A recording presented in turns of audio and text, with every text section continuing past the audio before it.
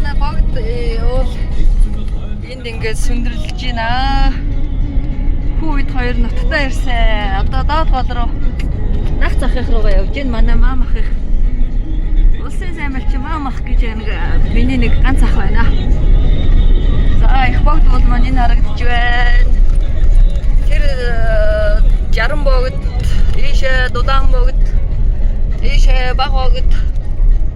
Ингээд манай дунд хүү жолооч болсон. Ээжийнхээ машиныг бариад.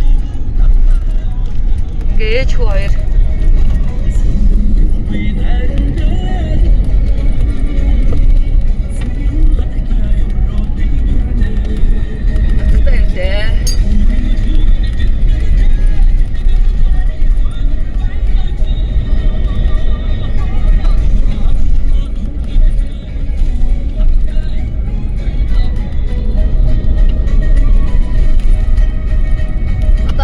Бид хоёрыг яаж хүлээж авах вэ? Имэгээс дуулсан бол бид хоёр ирж байгааг. Манай хүү 6 сарын 20-нд маам хэд очив. 22 хоног.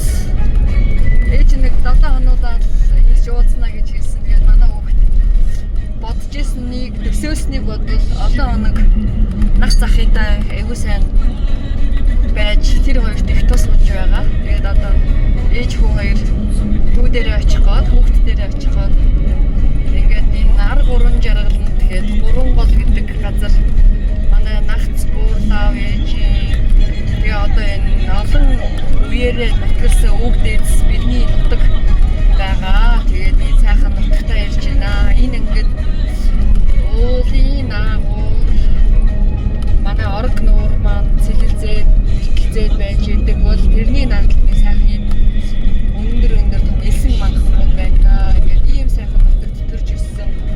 Хаврхан заяад төрсэн нутгийн улсуудаа бид нэр тэгээд манай алтан одоо богдод төрөөгүй нэг ганц хоёр удаа богдод ирж ирсэн. Гэтэл миний нутаг хоёр богд шүү. Би одоо нутг руугаа явахаар байна гэж 6 сард бүр бачимцаар агаад маам ах их руу явсан.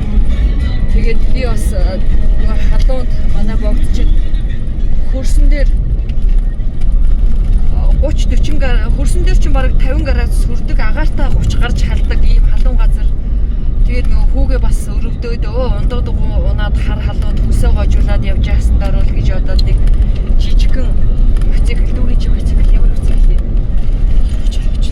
нэг жижиг хожоо мотоцикл авч өгсөн. Тэгээд тэр мотоциклэндөө уягдаад хөдөө ширгэн дээр хөл нүцгэн сая яваараа гэж хүүгээ захиж үлдээсэн. Тэгээд сүүлийн үед нэг 2 удаа ярьсан чинь хөөхөн можгор хөлөө харуулад миний хөлийн бол хатуу болоо л байгаа гэдэг юм. Би очныхан даруйд пүүзэ тайлахгүй, бакала тайлахгүй хөл нүцгэн явахгүй байх гэхээр хөл нүцгэн сая яваад хөлийнх нь уулыг ээж нь очихороо шалган шүү.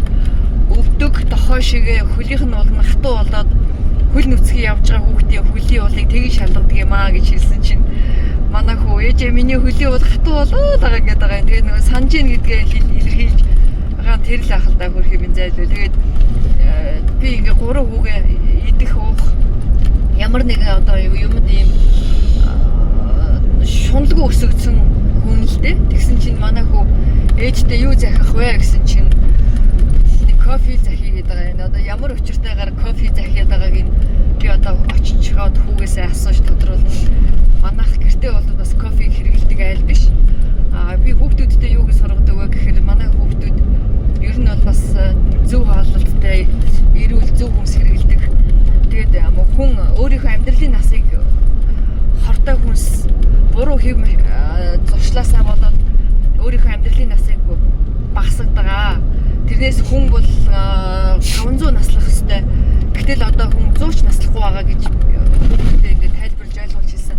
Алтан од тэрийг аягүй сайн ойлгосон учраас одоо ингээд чипс, ундаа янз бүрийн ийм синтетик одоо химийн хортой хүнснүүдийг хэрэглэдэггүй.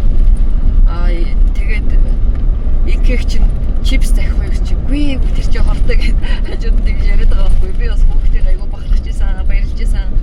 Одоо нөгөө хоолороо юу хийн тэр нь хоол уу хоруу гэдгийг ингээд багаас нь боддогоо.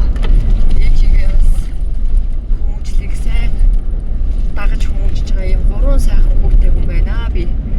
За одоо удахгүй маамахыг очих уулзалтаар энэ бичлэгээ ахаад үргэлжлүүлье.